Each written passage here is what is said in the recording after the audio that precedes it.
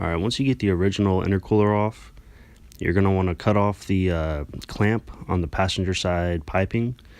And we had to use a dremel for this with a metal bit. And then once you get that cut through, you can just pry it off and pull the old hose off.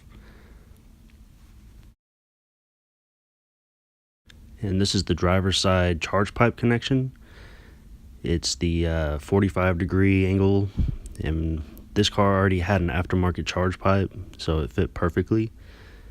Otherwise, you might have to use an adapter. We had to actually take this coolant hose off that I'm pointing at the bottom of this little connector in order to get the 90-degree elbow in there.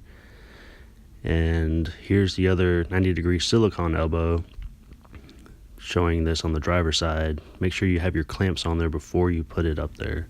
Alright, and right here we're showing you how we had to trim the little air induction piece. You're going to want to cut most of it off. Some people even cut the whole bottom section off, but it's just so you can fit the bigger intercooler in. And at this point, we're finally able to get that clamp off after a lot of dremeling. You just pry it off, and then once you get that clamp off, you can just yank the actual hose off.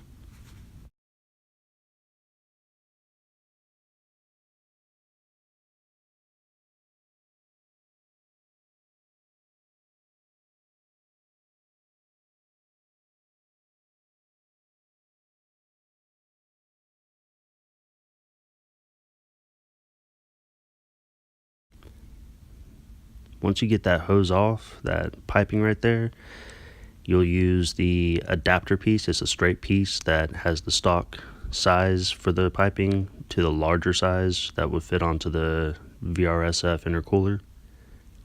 Here I am showing the stock one, how we had to cut through the clamp in order to get it off. There's no actual like screw or anything on the clamp.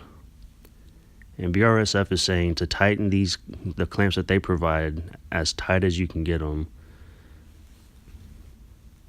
And you're also going to want to test fit the intercooler with all the trimmings that you've done and the pipe setups, just to make sure that you have everything lined up correctly. And you can see why a lot of people just opt to cut out a lot of that lower plastic induction piece on the front. It just makes it a lot easier to fit in, but we just opted to trim it. And then once you get it up there and screwed in, start tightening up the clamps as tight as you can get them. And actually one of our intercooler screws, the mounting screws on the bottom, stripped out, so we had to use a bolt that I had laying around that actually ended up fitting quite well. Here you can see how it fits in there and how it's supposed to be sitting. These mounts actually popped off, these little plastic side mounts. So you just pop them back in and clip them into that little opening. This is just showing that bolt that we had to find laying around, this little hex bolt.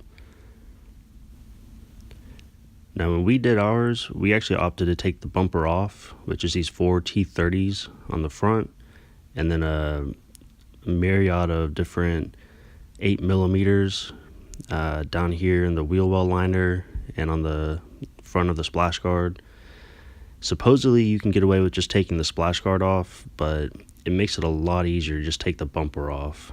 And there's 2 more 8mm up here on both sides, kind of by the headlight. They're a pain to get to, so you're going to use at least a 3-inch extension and a socket wrench.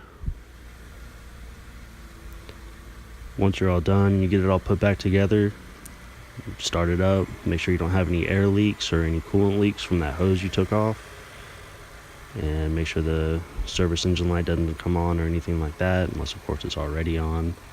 Make sure there's no interference with the pulleys. Of course, that's very important. And after that, go out and have fun with it. Go smoke a Corvette. Sure, correct.